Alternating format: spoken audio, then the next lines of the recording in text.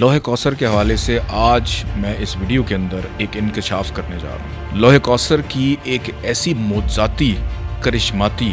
Energy ہے، ان کی نظریں پاکیزہ ہو جاتی ہیں، ان کی سوچ پاکیزہ ہو رہی ہے کہ ان کے جو ذہن میں وہم آتا ہے نا کہ اگر میں یہ کام کروں گا خدا نہ خواستہ مجھے اس کا فائدہ ہوگا، یہ جملہ کہنا چھوڑ دیا۔ میں حیران ہوتا ہوں ذہن کی پستی کے اوپر۔ خدا کا واسطہ ہے وہ کالی ڈوریوں سے، کالے دھاگوں سے اپنی جان چھڑائیں،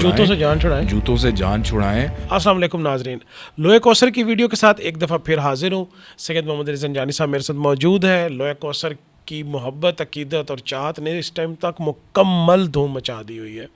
کوئی اور ٹاپک انشاءاللہ ہم منڈے ٹیوزڈے کو کریں گے۔ زنجانی صاحب، لوح کوثر، لوگوں کی محبت، کتنا کچھ نکالیں گے آپ؟ دیکھیں جی، محبت تو صرف پروردگار کی ذات سے، محبت جو ہے وہ رسول خدا حضرت محمد مصطفیٰ صلی اللہ علیہ وسلم ان سے، اور محبت تو انسانیت سے بھی ہونی چاہیے۔ ہر انسان کو ایک دوسرے کا سہارا بننا چاہیے۔ لوح کوثر کے حوالے سے آج میں اس ویڈیو کے اندر ایک انکشاف کرنے جا رہا ہوں، اور وہ انکشاف یہ ہے کہ میں حیران ہوتا ہوں ذہن کی پستی کے اوپر کہ ہم لوگ کبھی اپنی گاڑیوں کے اوپر یا اپنے رکشوں کے اوپر یا اپنی بائکس کے اوپر کبھی ہم نے کالی ڈوری باندھی ہوتی ہے، کبھی ہم نے بچوں کے جوتے باندھے ہوتے ہیں کہ ہمیں نظر لگ جائے گی اور خدا نہ خواستہ ہماری گاڑی کے لگ جائے گی۔ یہ وہ عقائد ہیں جو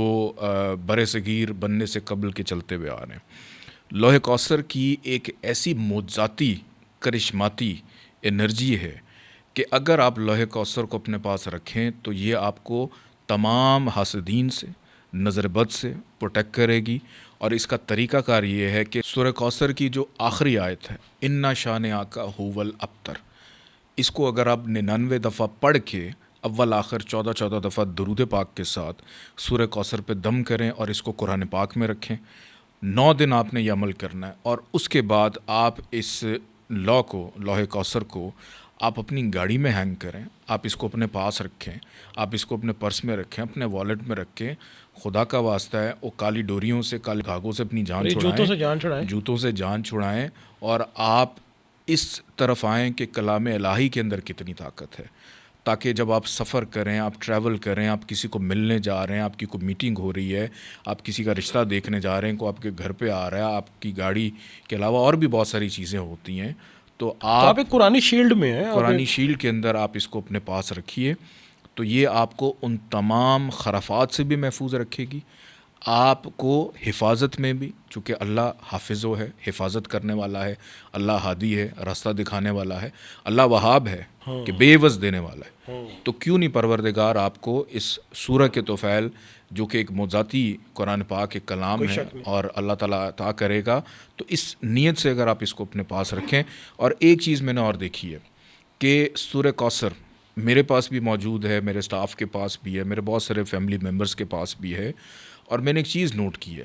کہ جن کے پاس سورہ کوثر ہوتی ہے نا، ان کی نظریں پاکیزہ ہو جاتی ہیں، ان کی سوچ پاکیزہ ہو رہی ہے کہ ان کے جو ذہن میں وہم آتا ہے نا کہ اگر میں یہ کام کروں گا خدا نہ خواستہ مجھے اس کا فائدہ ہوگا، یہ جملہ کہنا چھوڑ دیا ہے۔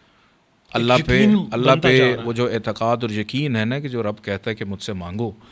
تو ایک یقین ڈیولپ ہونا شروع ہو گیا کہ اچھا جو بھی اس کا نتیجہ ہوگا، جیسے مولا علی علیہ السلام کا فرمان بھی ہے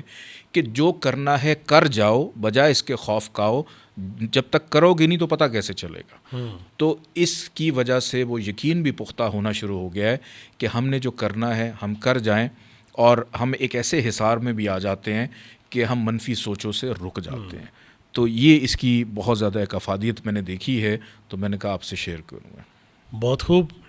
یہ افادیت جس کا ذکر سید محمد صاحب فرما رہے تھے، حقیقت میں یہ وہی جذبہ ہے، یہ وہی یقین کامل ہے جو ہمارا قرآن پاک